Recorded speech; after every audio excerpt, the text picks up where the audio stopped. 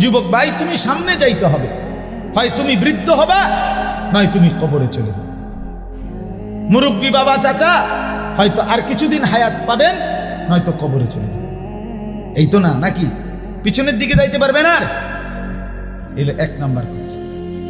2 number কথা হলো, আমাদের এই হায়াত, আমাদের এই সময়, আমাদের এই দিন, আমাদের এই রাত একবারের জন্যই আসে আর ফিরে আসে।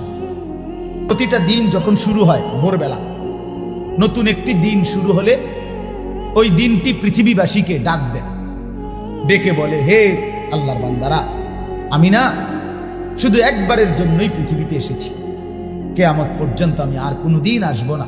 হে আল্লাহর বান্দা, তুমি আমারে কদর করো, নষ্ট করো। প্রতিটা রাত, প্রত্যেকটা রাত যখন শুরু হয়, তো রাত্রটাও আবার এভাবে ডেকে বলে, হে আল্লাহর বান্দা, আমি পৃথিবীতে একবারের জন্যই এসেছি, আর কোনো দিন আসবো না, আমি আর আসবো না, আমারে কদর করো, নষ্ট করো।